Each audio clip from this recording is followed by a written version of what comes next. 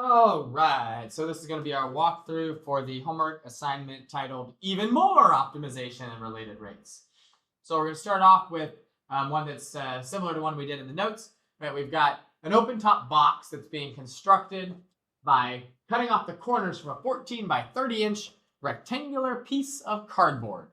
So here is my 14 by 30 inch piece of cardboard.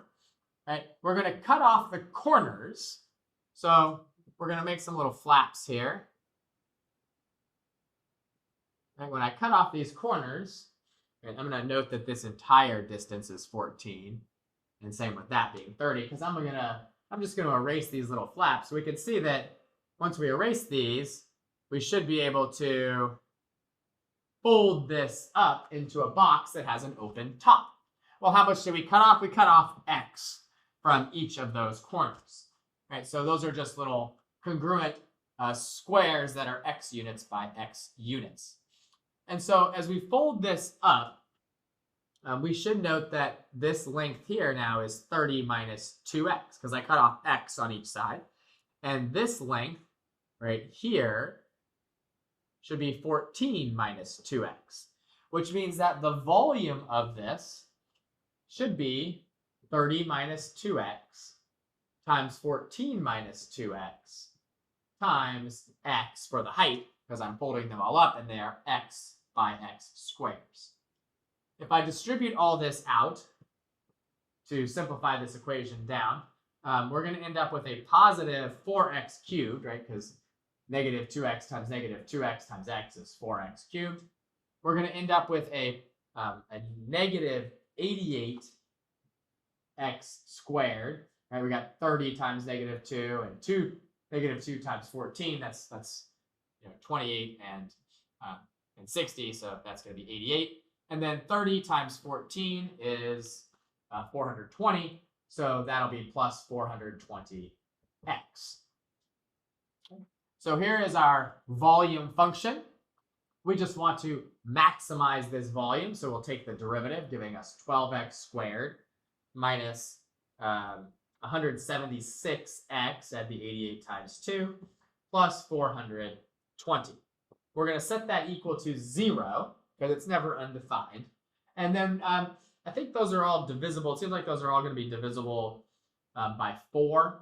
So I'm going to divide everything by 4. That's going to give me 3x squared. 176 divided by 4 is 44. So minus 44x. And then 420 divided by 4 is going to be 105. And so plus 105 here.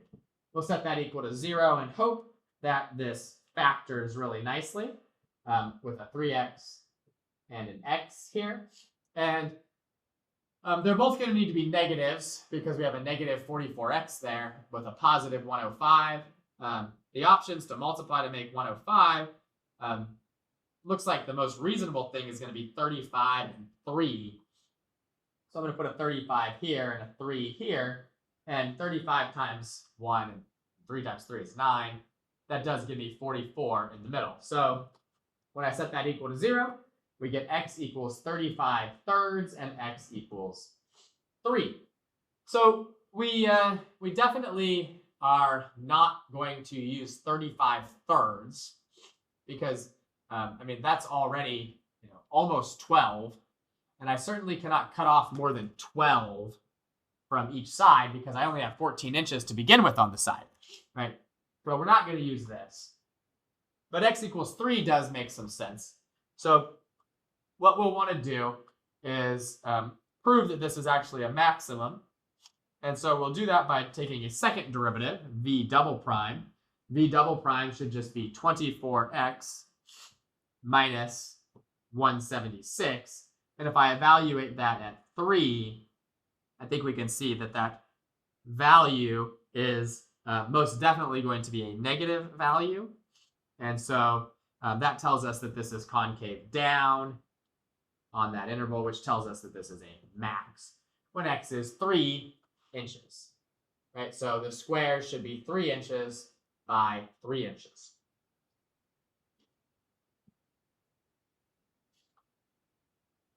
All right, our next one here, similar to another one we did in class, what point on the graph of y equals root x is closest to the point 7, 0? So let's sketch the graph of y equals root x, right? It looks like this, y equals root x. And the point 7, 0 is somewhere out here, 7, 0. And we have a point, some point on here. That's the closest point. I don't know what it is offhand, right? That's what we're going to find out. So that point is at x, comma, y. Well, y is root x, so it's x, comma, root x. And now we'll just use the distance formula to figure out what the distance between 7, 0 and x root x is. Then we will minimize that distance. So the distance is going to be the square root of x minus 7 squared plus root x minus 0 squared. And when I simplify that down, we'll get the distance is the square root of x squared minus 14x plus 49 plus x. Or in other words, we'll get the distance is the square root of x squared minus 13x plus 49. And what we'll do is we'll just take our derivative here, right? D prime should be 1 over 2 root x squared minus 13x plus 49. And we'll multiply that by 2x minus 13. Now, we know that the denominator is never going to equal 0 because this expression down here, root x squared minus 13x plus 49, is the same as our distance expression. And our expression for distance can never be 0 because the point 7, 0 is not on the graph of y equals root x. So we don't have to worry about when it's undefined. We'll just look for when it's equal to 0, which would be when 2x minus 13 equals 0, or x is equal to 13 halves. Now, we will want to make sure that this is actually a minimum. So, well, we don't really need to put a 0 on there. We don't need to cap this off here. So we'll put 13 halves on the sign chart. We know the denominator here is always a positive number. So something more than 13 halves, like, a million, will make this positive. And something less than 13 halves, like 1, will make this negative. So we know that our function, the distance is decreasing, then the distance is increasing, meaning that we do have a minimum when x is 13 halves. It asks for the point on the graph, so that will be the point 13 halves, comma, root 13 halves, okay? Because it's x, comma, root x. And so that will be the closest point on root x to the point 7, comma, 0.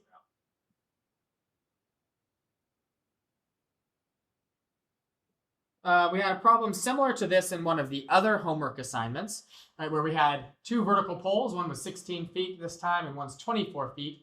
And they're placed 30 feet apart on a flat field. We're going to string a rope staked to a point between the poles.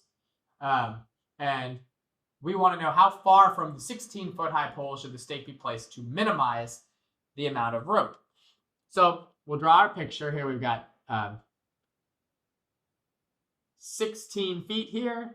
We've got 24 feet here. We're staking this x feet away from the 16-foot one. And these are right-angled poles here. And we just want to figure out what value of x minimizes the total length. So I'm going to call this A, and I'm going to call this B.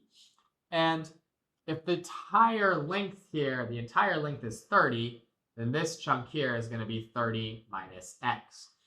And so we should be able to use the Pythagorean theorem to find the total length of rope, which is A plus B.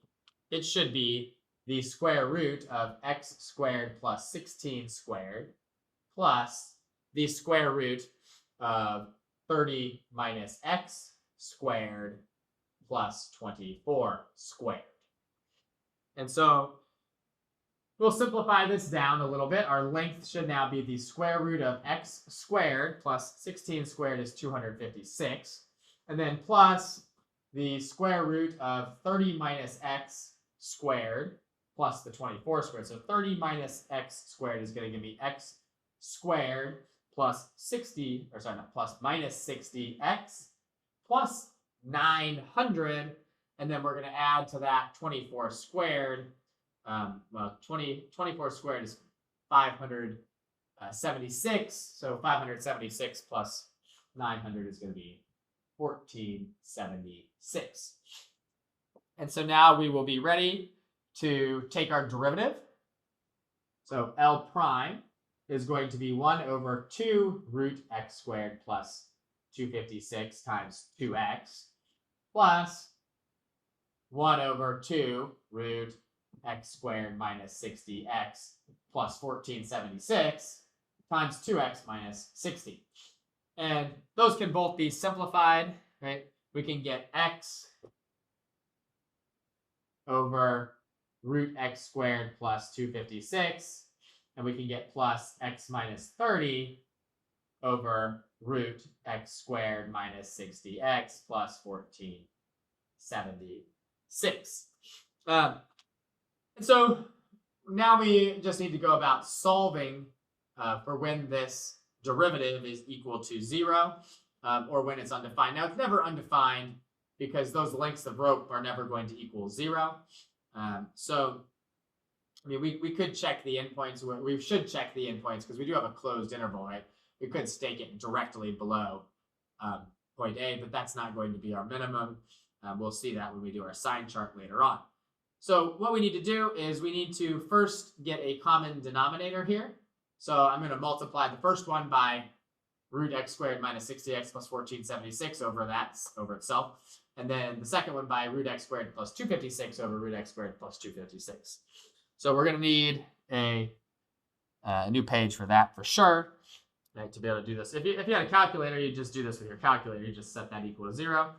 But we're going to do it without a calculator. So we're going to have x root x squared minus 60x plus 1476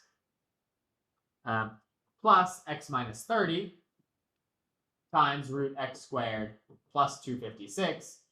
And it's going to all be over x squared plus 256 inside a square root times x squared minus 60x plus 1476 also inside of a square root. And if we want to know when that's equal to 0, right, that equals 0 whenever the two things in the top have opposite signs. So I'm going to just say that would be the case when x root x squared minus 60x plus 1476 is equal to the opposite of x minus 30 times root x squared plus 256. Now, it doesn't look like there's a real good way to solve this equation, but there actually is. It's something that's going to cause us to get some potential extraneous solutions. But what we're going to do is we're just going to take each side of it and square it. Nice thing about that is it gets rid of that negative sign. So we just end up with x squared times x squared minus 60x plus 1476 equals, and then over here, we're just going to have the x minus 30 squared and the x squared plus 256. So it's going to be x squared minus 60x plus 900 times x squared plus 256. Right. And again, I'm not worried about when the denominator, anything happens with the denominator. We're just dealing with the numerator here. We'll distribute all of this good stuff out. So this is going to be x to the 4th minus 60x to the 3rd plus 1476x to the 2nd. And then on this side, x to the 2nd times x to the 2nd is x to the 4th. We're going to have a minus 60x cubed from the minus 60x times the x squared, so minus 60x cubed. We're going to have a plus 900x squared and a plus 256x squared. So 900 plus 256 would be 1156, so plus 1156x squared. We're going to have a negative 60 times that 256x. That's going to be negative 15,360x.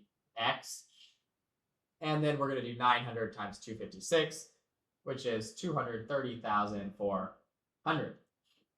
So now we've got a 4th degree function that we should hopefully be able to solve But when we look at it, it's really not a fourth degree function, right? Because the x to the fourths cancel out and the negative 60x cubes cancel out. So really all we've got is a quadratic function.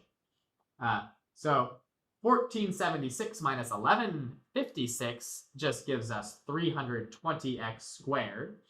And then we'll add that negative 15360 over to become 15360x. And then minus 230,400 just needs to equal 0.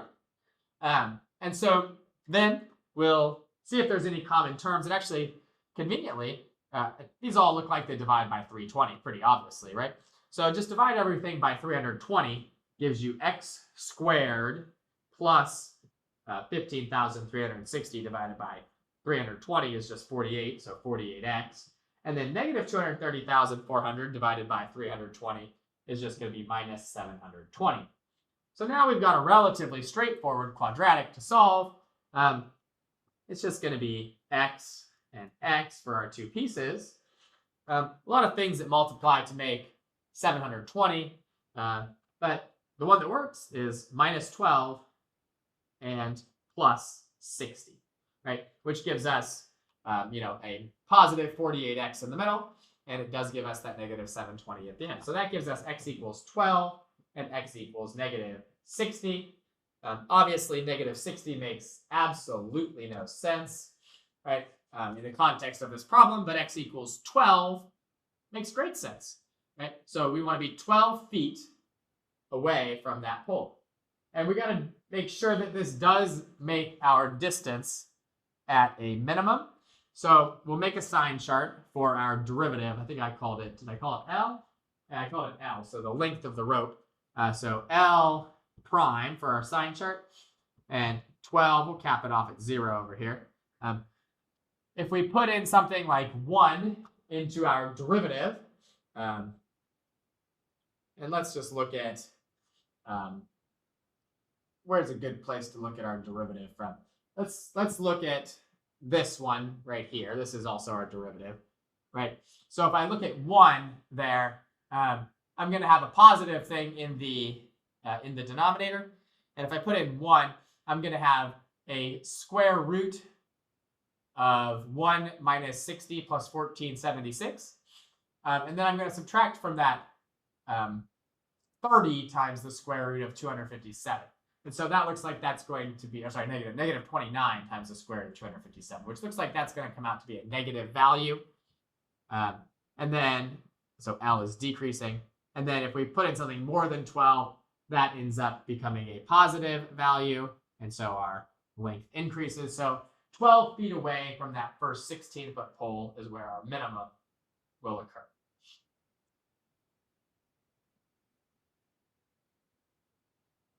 All right, for our next one, we've got water leaking onto a floor. It's forming a circular pool, and the radius of that pool is increasing at 4 centimeters per minute.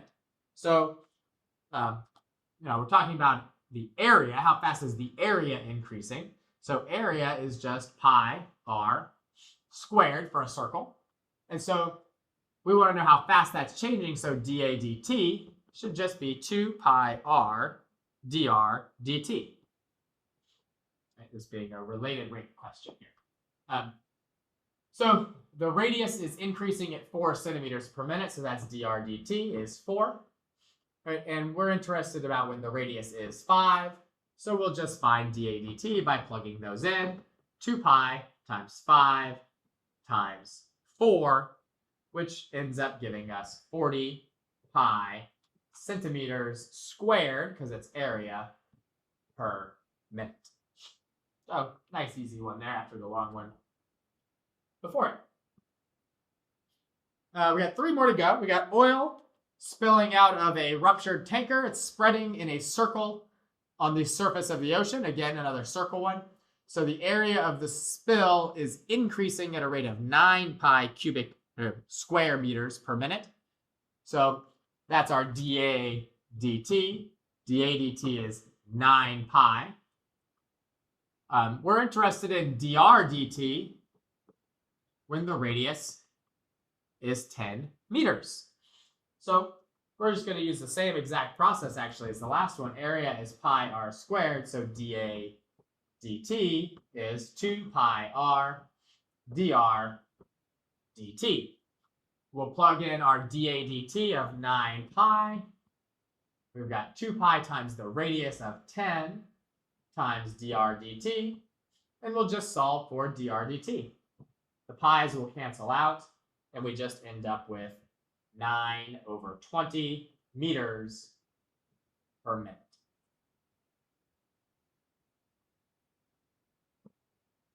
All right, we got 2 more here to go. We've got a conical paper cup that is 10 centimeters tall with a radius of 10 centimeters as well. We're filling that cup with water, and we're looking at how the water level is rising. We want to know the rate at which we're pouring the water in when the water is 8 centimeters. So we'll draw a cone. Right? Here's our cone. We know that the radius of this cone, the top of it, is 10 centimeters. And we know that the height of it here is 10 centimeters, which means that the ratio between the radius and the height of this is just 1 to 1. And no matter where I go as I fill this up with water, that ratio should hold, right? The radius to the height should still be a 1 to 1 ratio, right? Because these are similar triangles. They both have a right angle and they share this bottom angle in common. So the radius should always be equal to the height. And so if we are dealing with a volume for this cone, its volume is 1/3 pi r squared h, right? Well, we have all this information about the water level rising, nothing about the radius. So that tells us that we want to do this problem in terms of the height. So we'll just replace all the r's with h's since r is equal to h, giving us volume is 1/3 pi h squared times h, or just h cubed. Or dv dt is equal to pi h squared dh dt. Then we'll just plug in the values that we're given. We know that the water level dh dt is rising at 2 centimeters per second. And we're interested when h is 8. So we'll just plug those in to get dv dt is equal to pi times 8 squared times 2, which is just 128 pi centimeters cubed per second.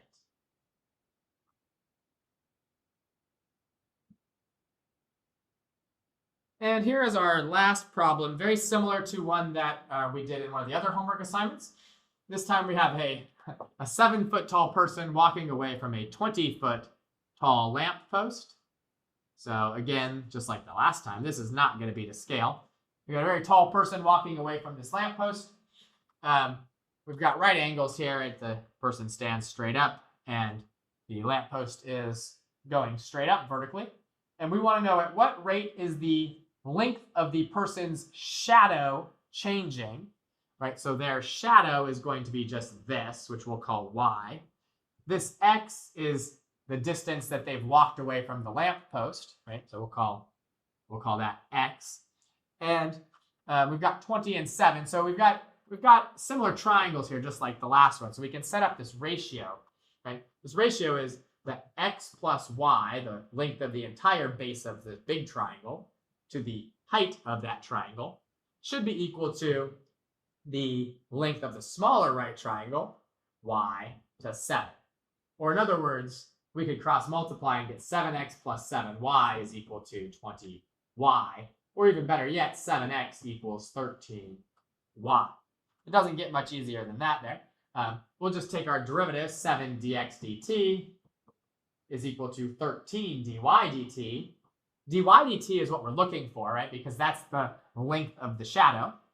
And this person is walking at a rate of 5 feet per second, so dx dt is 5. So we have 7 times 5 is equal to 13 dy dt, which just gives us dy dt is equal to 35 over 13 feet per second. And that is the end of our walkthrough for this even more optimization and related rates homework assignment.